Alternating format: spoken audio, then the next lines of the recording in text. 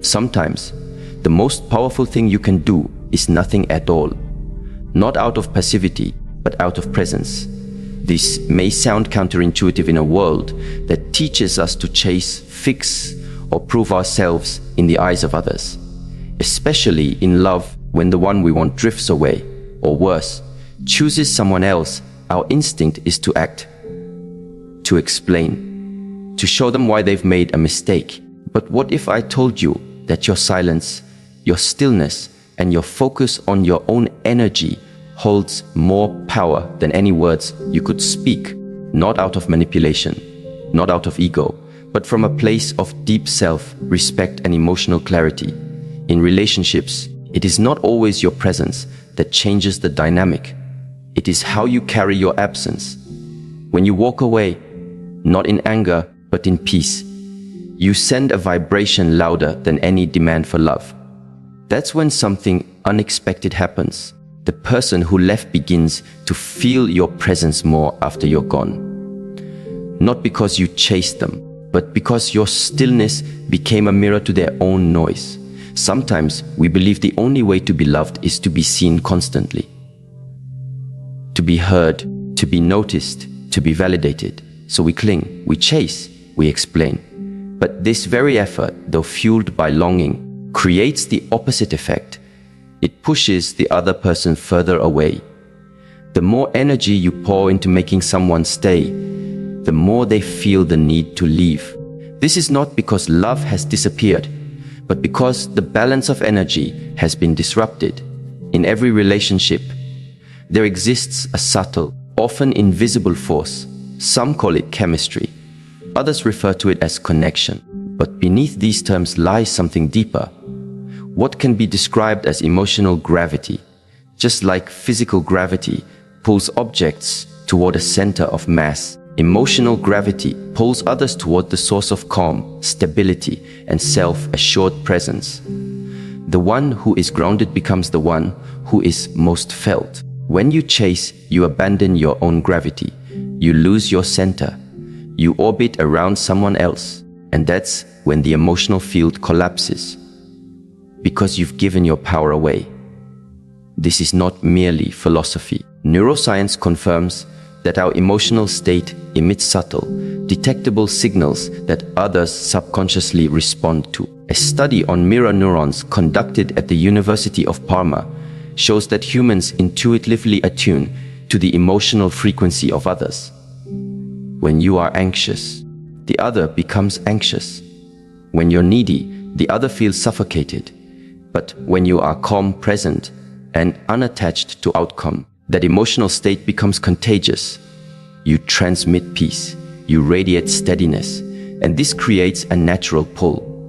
In a moment of heartbreak, when the one you loved chooses someone else or walks away without clarity, the temptation is strong to explain yourself, to beg, to ask why. But the real power begins when you stop seeking permission to be valued.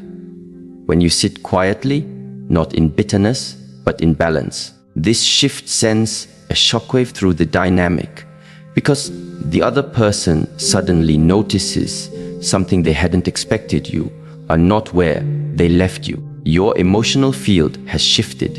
You are no longer vibrating at the frequency of lack, but at the frequency of alignment. A woman once shared her story. She had been in a deep relationship with a man who, after several years, ended things abruptly and began dating someone else. She was devastated. For months, she tried everything: messages, long emails, friends trying to talk to him. Nothing worked. The more she reached out, the colder he became. Then, one day, something within her broke, not in a destructive way, but in a liberating way. She stopped, not out of despair, but out of dignity. She began to do the inner work. She focused on her breath. She practiced silence. She enrolled in meditation classes, started hiking, and slowly rebuilt the rhythm of her own life. 3 months later, he reached out. Not to reconcile immediately, but with curiosity. "You seem different." What changed? It wasn't her words that brought him back. It was the shift in her energy. The emotional gravity had returned. She was no longer chasing. She had become the mountain again. And the mountain never runs after the wandering traveler. It simply stands in its power, and one day, the traveler looks back and realizes he left something sacred behind. This principle of emotional gravity is not about silence as a strategy. It is about transformation. You must become the person who no longer needs the other to return in order to feel whole. Only then can their return be a recognition, not a rescue. Wholeness is magnetic. Wholeness is what awakens remembrance in the other. When you return to your own core, the other begins to feel your presence in your absence more deeply than they ever did when you were constantly available. And that presence doesn't shout, it whispers through the spaces you no longer fill, through the silence of your unread messages, through the calm they see in your eyes if they meet you again. This presence is not a game. It is your truest power, and it begins when you reclaim your emotional gravity and anchor yourself in stillness, not strategy. It is easy to confuse stillness with waiting, but stillness is not passive. It is deeply active. It's the quiet work of strengthening your nervous system, learning to sit with your emotions, and building a life that doesn't orbit around one person. It is not the absence of feeling, but the ability to contain those feelings with dignity. That is what creates the field others are drawn back into. Not because you asked them to come back, but because they felt something that cannot be explained. The second shift that changes everything comes in how you respond to emotional pain. There's a pattern we often repeat. When someone hurts us, we react. Reacting can feel like calling them, pleading for clarity, sending long messages, or posting things to get a response. All these are attempts to transfer the discomfort outside. But true power is found not in reaction, but in stillness, not in suppression, but in conscious presence. Emotional discipline is the art of holding your feelings without letting them control your actions. It is not coldness, it is not numbness. It is the refusal to be led by emotional chaos. In Eastern philosophy, there's a teaching: the mind is like water. When it's turbulent, you cannot see. When it's calm, clarity comes. This applies to love. When your emotions are in turmoil, you cannot make wise decisions. You confuse anxiety with connection.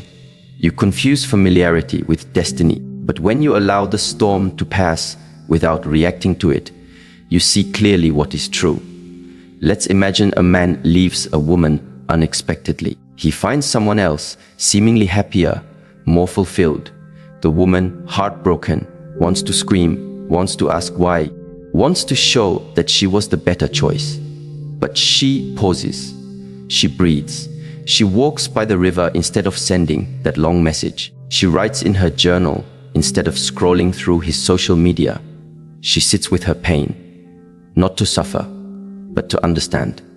In that space, she begins to see something she couldn't before. She had been seeking validation from someone who could not give it. She had been outsourcing her worth to someone else's perception. Now, without reacting, she sees the truth. Not from judgment, but from stillness. That is emotional discipline. It is the maturity to choose silence over chaos, presence over performance, stillness over the storm. When you practice this kind of inner restraint, the world around you begins to change. People feel it, not because you've said anything, but because your energy no longer says, "Please complete me."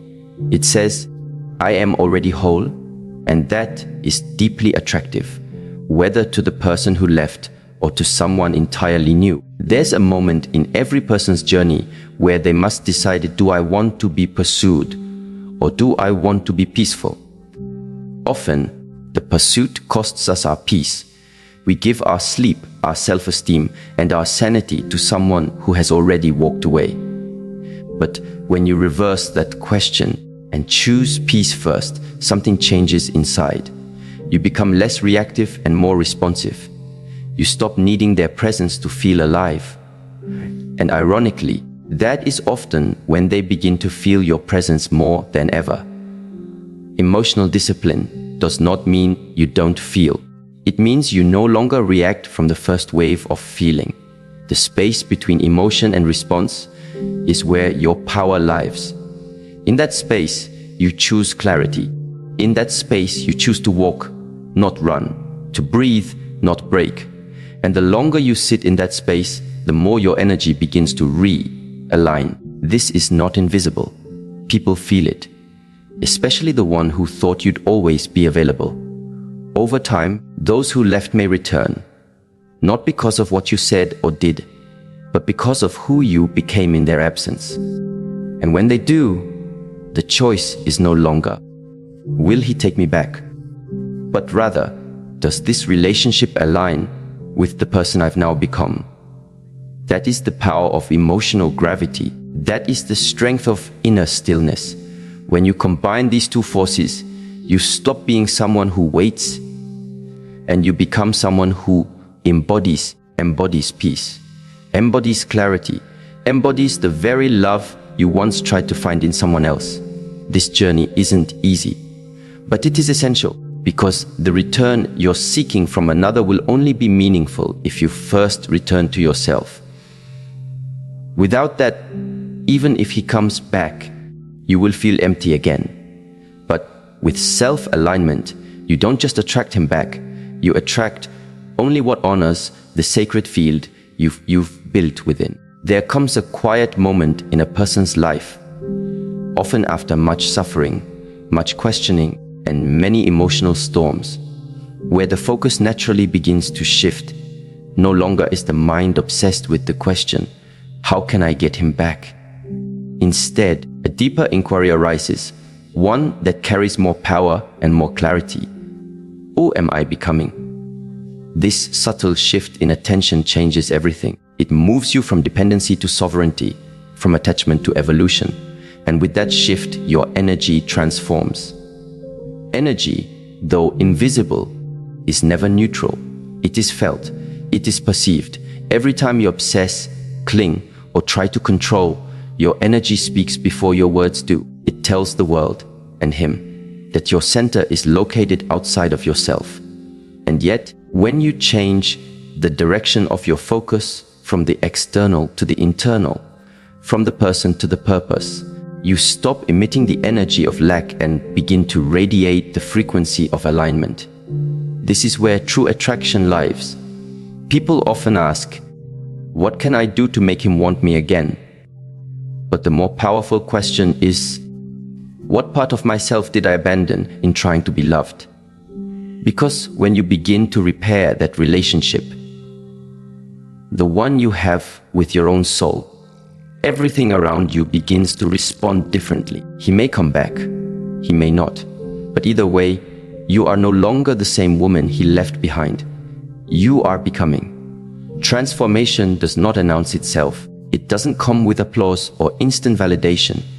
It often happens in silence, in the ordinary moments, when you wake up and choose not to text, when you stop checking his social media and start checking in with your breath, when you sit alone with your tea and listen, not to the noise of the world, but to the quiet guidance of your own heart. These moments may seem small, but they are powerful. They are the stitches with which you sew yourself back together. There was a woman who had been in a long-term relationship with a man who, over time, began to distance himself emotionally. She sensed it before he said it. The shift in tone, the lack of presence, the way he started talking about another woman at work. Eventually, he confessed he had fallen for someone else. She was devastated. For weeks, she could hardly sleep. She wanted to do everything she could to win him back. But something in her paused. She remembered an elder's words, "Don't lose yourself trying to hold on to someone who is already letting go." She began to focus on herself, not to prove anything, but because she realized that in the effort to be loved by him, she had stopped loving herself. She revisited her childhood passions, painting, journaling, long walks under the trees. She began to nourish her body, not out of vanity, but out of care. Slowly, her energy began to shift. She was not chasing, not performing, not waiting. She was becoming. Months passed. One afternoon, he showed up, not with grand apologies, but with a look of surprise. "You look different," he said. But what he couldn't fully articulate was what he felt. Her energy had changed. It was no longer seeking. It was resting in itself, and that energy, once lost, had become magnetic. Whether or not they reconciled became irrelevant, because she had already reconciled with herself. There's a reason why transformation often happens after loss, because pain breaks the illusion. It humbles the ego. It forces a kind of spiritual sobriety, where the games no longer appeal, and what remains is truth. And in that truth, you remember the most beautiful version of you was never the one trying to be loved. It was the one who remembered she already is. When your focus shifts from wanting someone to see your value, to actually living your value, you stop trying to prove anything. You begin to embody. And embodiment is far more powerful than effort. It is felt in your tone, your walk, your stillness. It does not demand attention. It commands it. And when someone from your past encounters this new version of you, something stirs in them. Not always consciously, but deeply. Because energy doesn't lie. But perhaps the greatest paradox in all of this is that it's often not your presence that teaches someone your worth. It's your absence. There are things a person cannot see when you're always available. Sometimes your silence speaks louder than your words ever could. It is in the space you leave behind that they are forced to confront what they lost. Absence creates contrast, and contrast creates clarity. When you are always there, always answering, always giving, the other person has no reason to reflect. But when you step back, not out of resentment, but out of reverence for yourself, you allow space for realization. That space becomes a mirror, and in that mirror, the other begins to see not just your worth, but their own blindness to it. Think of music. The notes are beautiful, yes, but what gives music its depth is the space between the notes, the silence. Without the pause, there is no rhythm. The same is true in relationships. Sometimes it is the quiet you leave behind that allows the other to hear the music of your presence. There's a story of a woman whose partner ended the relationship abruptly and began dating someone new. She was heartbroken, but instead of reacting, she chose to retreat, not to collapse, but to rebuild. She didn't send angry texts. She didn't try to interfere. She simply disappeared from his world. No drama, no closure, just stillness. Over time, the new relationship began to show its cracks. The thrill faded, and what lingered was the memory of the woman who didn't beg, who didn't chase, who didn't try to explain. He reached out, not because the new person failed, but because in the absence of chaos, her dignity echoed louder than anything she could have said. He realized that what he had left was not just a person. It was a presence. And that presence, now matured and calm, pulled him back, not with force, but with grace. But not every absence will result in someone's return. That is not the point. The purpose of absence is not to manipulate. It is to purify, to give space for clarity, for both you and the other person. If they come back, it should not be because you waited, but because they awoke. And if they do not, it should not be because you failed, but because something greater awaits you. In the natural world, absence is part of the cycle. Trees shed their leaves. The moon disappears. The tide recedes. And in that absence, life prepares for something new. So too in love. Your withdrawal, when done consciously, is not an end. It is a preparation, a sacred reset. But for absence to have power, it must come from a place of presence. You cannot fake stillness. You cannot pretend not to care while secretly obsessing. True absence is felt when your energy genuinely returns to yourself, when your mind is no longer caught in their story, but rooted in your own becoming. This inner return is what gives your absence weight. Without it, your silence is just a tactic, but with it, your silence becomes a message of self-respect, self-love, and sovereign grace. And here is the quiet truth. When you stop trying to be remembered, you become unforgettable. When you stop trying to be chosen, you become the one who chooses. And when you no longer place your worth in another's hands, those hands begin to tremble in your absence. This is not about punishment.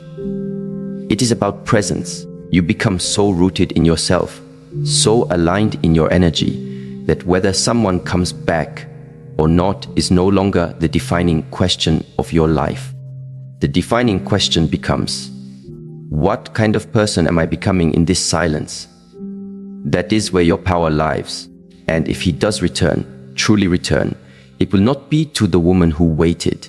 It will be to the woman who rose, who softened, not from weakness, but from wisdom, who stepped back not to be missed, but to be found by herself first. And only then by the one who sees her not as an option, but as a rare and sacred presence that cannot be replaced. Discipline is a word that makes many people uncomfortable. It sounds rigid, strict, even cold. Yet in its truest form, discipline is the foundation of self-respect. It is the structure that allows freedom to emerge, not the freedom to act on every impulse, but the freedom to choose wisely, even when emotions are loud. In relationships, especially those filled with uncertainty or pain, discipline becomes one of the most sacred tools a person can possess. And among all the forms of discipline, emotional discipline is the one most often neglected, yet most deeply needed. To feel deeply is not a weakness. Emotions are the language of the heart. They tell us what matters, what hurts, what we long for. But when we allow our emotions to dictate our actions without reflection, we end up in cycles of regret, desperation, and further emotional injury. True strength is not in feeling less, but in responding with wisdom. And that wisdom is born in the space between the feeling and the reaction. A woman finds out that the man she loves has chosen someone else. Her heart tightens, her breath shortens, her mind begins to spin. She wants to call him, to ask why, to remind him of all they shared. She wants to send a message at midnight, maybe a long one, or perhaps just a short, "I miss you." But somewhere in her awareness, another voice arises, not loud but firm. It whispers, "Wait, not forever, just long enough to let the storm inside her settle." That pause is discipline. It is not suppression. It is conscious choice. In that moment of stillness, she begins to see clearly what reaction would have cost her. Maybe it would have given her temporary relief. Maybe he would have responded. But at what price? Her dignity, her peace, her sense of self-worth. Emotional discipline doesn't mean you deny the ache. It means you learn to sit beside it without letting it drive the wheel. You breathe with it. You allow it to speak. But you don't let it scream through your fingers onto a keyboard or through your mouth into the silence of the night. There is an ancient teaching that says, the man who conquers a city is not as strong as the one who conquers himself. In matters of the heart, conquering the self doesn't mean controlling it like a tyrant. It means guiding it with compassion and clarity. You don't silence your inner child. You take her hand and show her another way to respond to pain. You teach her that not every open wound needs to be bandaged by someone else. Some wounds require only presence, patience, and time. A woman once told the story of how she used to act when her relationships ended. She would plead, panic, try to fix everything with a conversation. She would send messages that dripped with desperation, hoping to reignite something that had clearly extinguished. One day, after yet another goodbye, she felt the familiar rush of emotion, the unbearable silence, the fear of being forgotten. But this time, she did something different. She did nothing. She closed her phone, she sat by the window, she cried. But she didn't reach out. She simply stayed present with herself. She later described it as one of the hardest things she had ever done, not because of the pain, but because of the restraint. But in that space, something extraordinary happened. She didn't crumble. She didn't vanish. She began to meet herself in ways she never had before. Her identity slowly uncoupled from being wanted. Her value began to rise from within, and when weeks later he did reach out, she wasn't the same woman anymore. She didn't need a response. She didn't need a return, because the one who had returned to her was herself. Discipline is often misunderstood as rigidity, but in truth, it is an act of deep self-love. It says, I will not abandon myself just because someone else did. It is easy to be loyal to others. Much harder to be loyal to yourself when your heart is breaking. But that is when loyalty matters most. When you choose not to react, not to beg, not to perform just to be seen, you are choosing to preserve your own soul. And that choice reverberates far beyond the moment. From the lens of neuroscience, emotional discipline activates parts of the brain responsible for higher reasoning and long-term planning. The prefrontal cortex, rather than the reactive centers like the amygdala. In simple terms, when you pause, you switch from survival mode to awareness mode. You stop operating from fear and begin choosing from wisdom. This doesn't mean you won't feel. It means your feelings are no longer the master. They become messengers. And you, the wise one, decide how to respond. In relationships, the most attractive energy is not the one that tries the hardest, but the one that knows how to hold its center. Think of two people arguing. One escalates. The other stays calm, not out of apathy, but out of clarity. That calmness changes the dynamic. It introduces stillness into the storm, and that stillness is remembered. Likewise, when someone pulls away from you, especially someone you love deeply, your ability to remain grounded, respectful, and whole speaks louder than any demand or outburst ever could. The one who leaves will remember the one who didn't collapse. The absence of drama leaves a stronger imprint than any desperate act of closure. There is an old proverb, a silent river runs deep. Your silence, when rooted in strength, carries depth. It carries mystery. It carries a question in the heart of the one who left. Not because you intended it, but because you embodied it. That embodiment is the result of discipline. But to reach that space, you must understand the difference between suppression and containment. Suppression is pushing feelings down, pretending they don't exist. Containment is allowing feelings to exist without spilling them into every action. It's the difference between letting your emotions live and letting them lead. You do not need to be ashamed of what you feel, but you are responsible for how you allow those feelings to express themselves in your life. Imagine a woman who sits in her room at night, staring at her phone. Her fingers hover over the screen, wanting to send one last message. Just something small, a breadcrumb. She reasons with herself. It's not a big deal, just a little check-in. But in that moment, she remembers her worth. She remembers how many times she tried to explain herself, how many times she bent her boundaries for someone who didn't even pause to see her.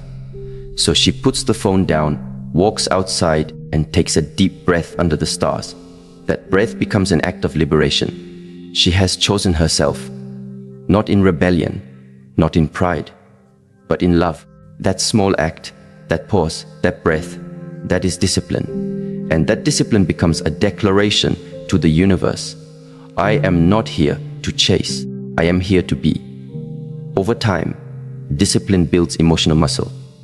The more you choose stillness over reaction, the more you begin to feel your own power rising. You are no longer a leaf in the wind of someone else's affection. You are the tree that stands through seasons.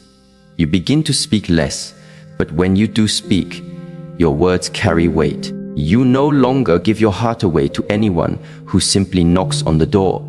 You wait, you observe, you discern. Discipline is the quiet strength that tells your story long after the moment has passed. A woman who carries herself with restraint in times of emotional turmoil is not weak. She is remembering who she is. She is honoring her nervous system, protecting her dignity, and allowing her higher self to take the lead. And in doing so, she becomes unforgettable. It is often said, the strongest people are not those who show strength in front of us, but those who win battles we never see. Every time you sit with your longing, every time you hold back from seeking validation, every time you choose silence over noise, you are winning a battle that no one else may ever recognize, but your spirit recognizes it. And that recognition builds a kind of self-respect that cannot be taken away. Even in spiritual traditions, the idea of restraint is not about denial, but about refinement.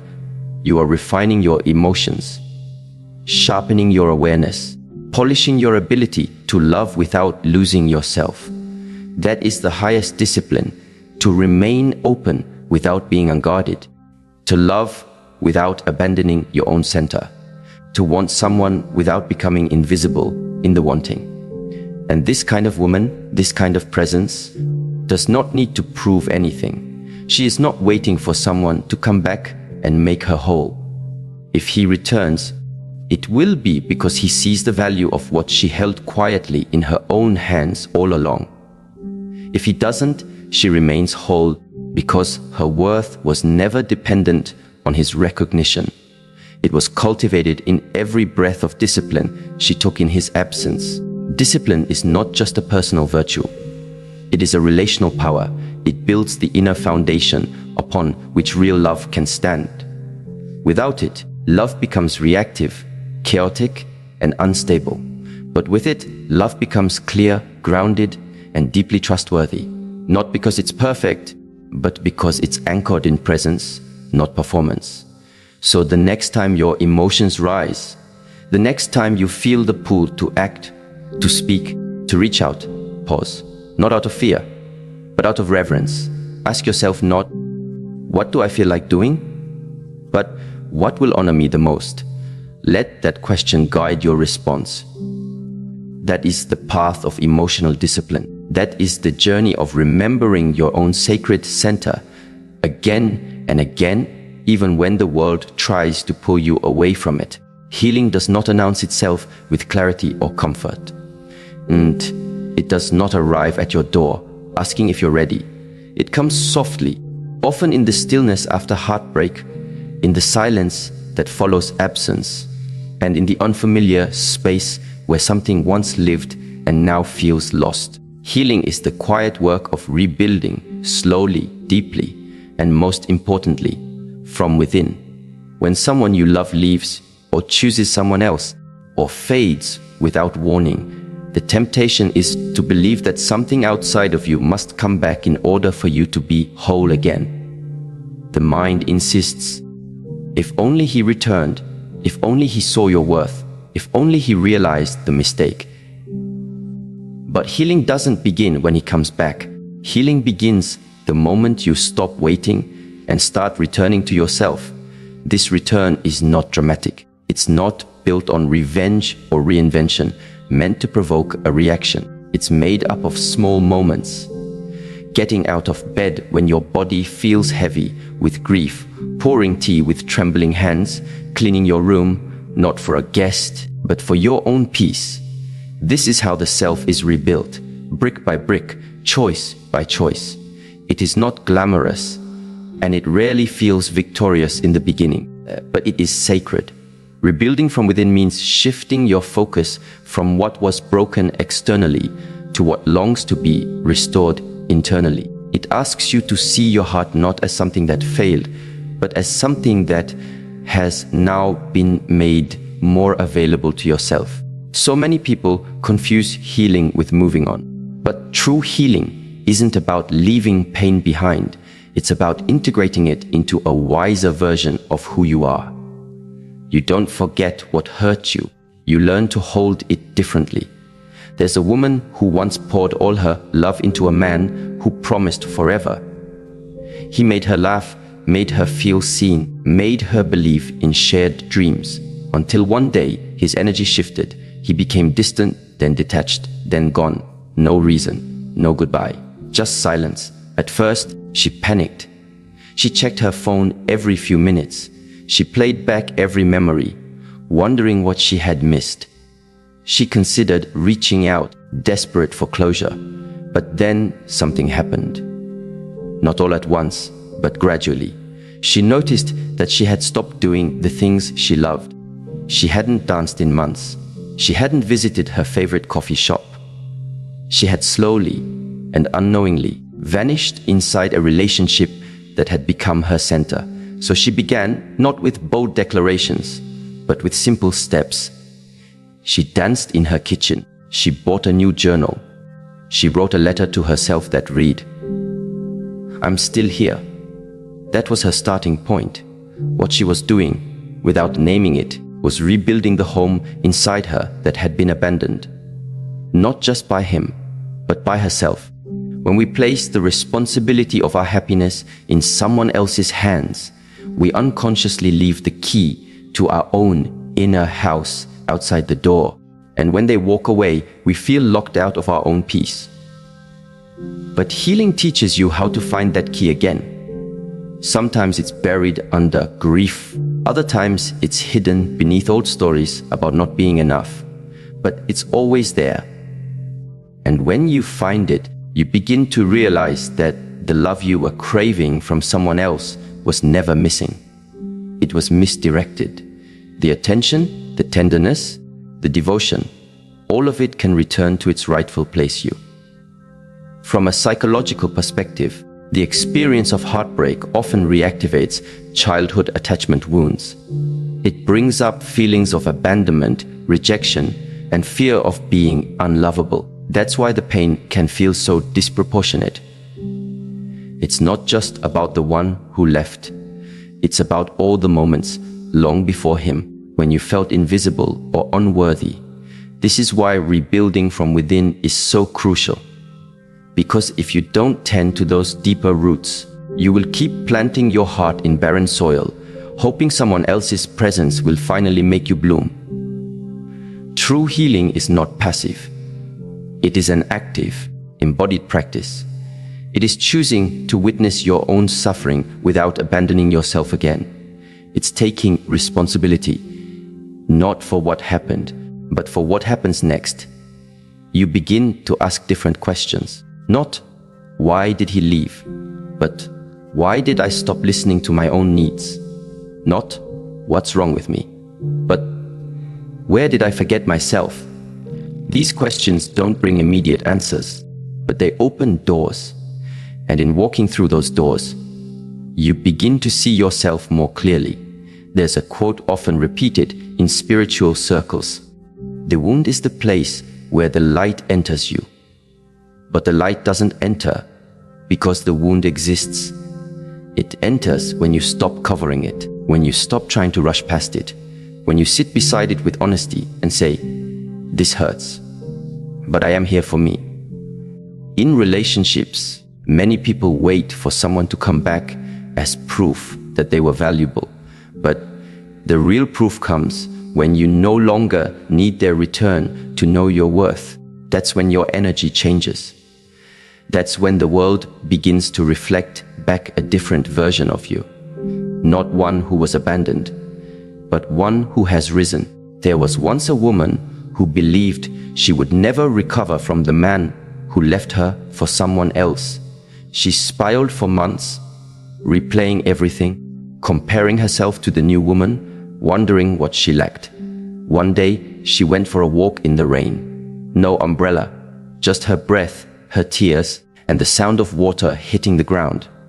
In that moment, She realized something simple but profound. She had survived every moment up until now, and that meant she could survive this too. That was the first day she truly walked alone, not in loneliness, but in self-accompaniment. She didn't rush to feel better. She let the ache exist. But she also began to nurture herself in small ways. Eating nourishing food, speaking kindly to herself in the mirror, doing something creative every day. Over time, her life no longer revolved around his absence. It began to orbit around her own presence. She didn't become stronger by pretending nothing happened. She became stronger by feeling everything and still choosing to move forward. And months later, when he did try to return, he didn't recognize her because she was no longer the version of herself who had needed him to feel whole. She had become the woman who carried herself home. In spiritual disciplines, healing is seen as a return to alignment. Alignment between mind, body, and spirit. When your heart breaks, that alignment is disrupted. Your mind becomes consumed with thoughts of the past. Your body tightens with anxiety. Your spirit feels distant, as if the light has gone out. But through daily acts of reconnection, through breath, stillness, movement, and reflection, you begin to restore that alignment. And once it returns, you no longer seek someone to save you. You become the one who saves yourself. It's important to remember that rebuilding from within is not a race. There is no timeline for healing. Some days you'll feel like you've moved on. Other days, a song or a memory will open the wound again. But that's not a setback. It's part of the process. Healing moves in spirals, not straight lines. And each time the pain returns, you are meeting it from a slightly wiser place. There's also great wisdom in recognizing that pain does not always mean something is wrong. Sometimes it is the clearest sign that something real has been touched. Pain often means your heart was open, that you loved, that you cared. The goal isn't to never feel pain. The goal is to become someone who can hold that pain with strength and tenderness. Someone who can feel deeply without falling apart. And as you do this inner work, something remarkable begins to happen. Your energy shifts. You stop vibrating at the frequency of need and begin vibrating at the frequency of wholeness. Others can feel this. They may not understand it consciously, but they are drawn to it because wholeness is rare. It is quiet. It does not chase. It simply exists, and its presence is magnetic. This is why the ones who come back often do so when you no longer need them. Not because of manipulation, but because your energy has changed. You are no longer a seeker. You are a source. A woman who no longer looks for her reflection in someone else's eyes. A woman who has found her way back to herself, and in doing so has become her own home. The journey of rebuilding from within requires patience, humility, and devotion. But it is also one of the most liberating paths you will ever walk. Because once you truly know how to be with yourself, once you have created a life that nourishes you, any love that comes into your life will be a complement, not a completion. And that kind of love, when it arrives, will not ask you to shrink, to chase, or to beg. It will recognize you not as a half, but as a whole. Because you have already done the work of remembering who you are. You have walked through your pain. You have chosen peace. You have become the one you were waiting for. When someone leaves you, especially for someone else, it is natural to want to prove your worth, to be seen, to be chosen again. But the deepest truth is this: your greatest power does not lie in convincing anyone to return. It lies in your quiet decision to return to yourself. The path of real transformation begins when you stop reaching outward and start turning inward. This journey is not one of ego or revenge. It is a path of stillness, emotional discipline, and inner alignment. When you stop chasing and begin becoming, when you stop reacting and begin reflecting, When you stop performing and begin embodying, you shift your energy. And that shift is felt. Even in your absence, your presence lingers. Not because of words or effort, but because of the clarity and dignity you now radiate. You don't need to seek closure from the one who hurt you. You offer it to yourself through self-understanding, compassion, and silence. You don't wait to be chosen again. You choose yourself, fully, deeply, and without apology. And from this place of wholeness, everything that is meant for you begins to find its way. Not because you chased it, but because you became the kind of person who no longer needs to. The one who left may come back, but by the time they do, you will no longer be waiting. You will be rising, anchored in self-worth, radiant in peace, and free.